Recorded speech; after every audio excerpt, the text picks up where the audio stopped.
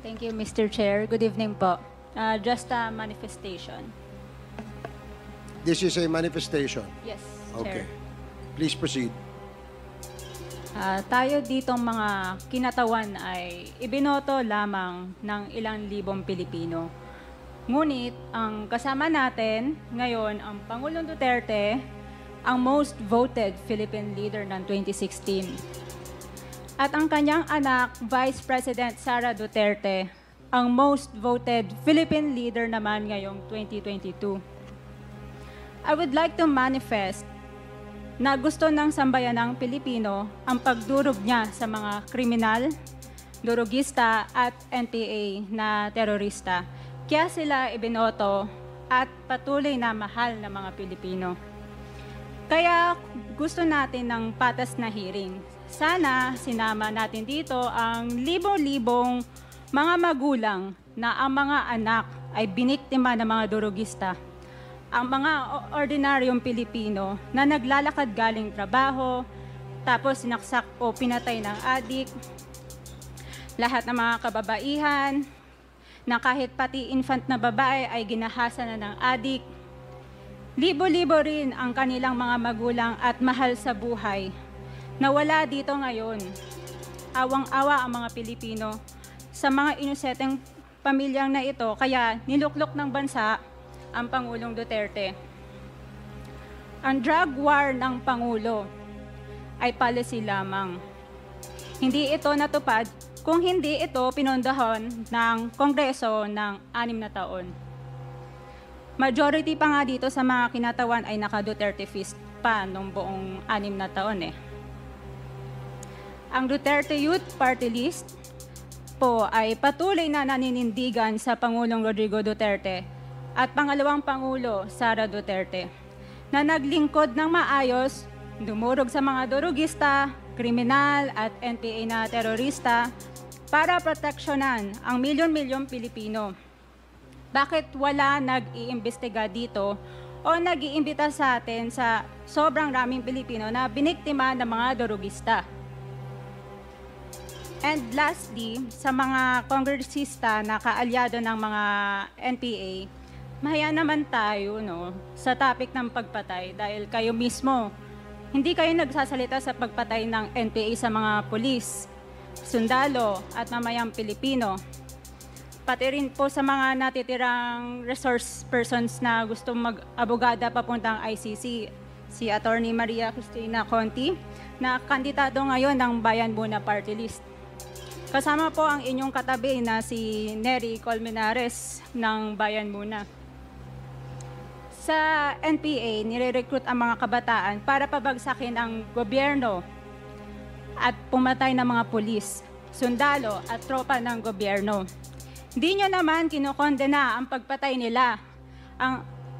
Ang kinokondena nyo ngayon ay ang dalawang naging most trusted leaders ng bansa na todo effort protektahan ang milyong-milyong mga Pilipino.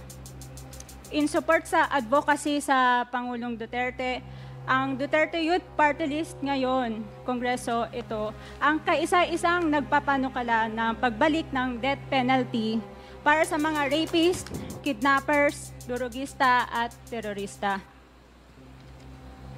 In behalf of the Duterte Youth Party List, kami ay nagpapasalamat sa todong suporta ng Pangulong Duterte at VP Sara Duterte sa mga tropa ng gobyerno at sa pagdurog nyo sa mga kriminal, durugista at NPA na terorista. Yun lang po. Maraming salamat po, Mr. Chair. At Thank you, magandang gabi po. Congresswoman. Salamat, Ma'am. Mr. Chair. Bawal po pumalakpak dito. Kung gusto niyo pumalakpak, doon kayo sa labas. Maaari ba? Mr. Chair. Wala hong bastusan dito, ha? Palabas na sana ako, pauwi na talaga sana ako. Kaya lang narinig ko yung manifestation ng ating kagalang-galang na colleague, Representative Cardema. Alam niyo po, Mr. Chair, paulit-ulit yan yung manifestation na yan.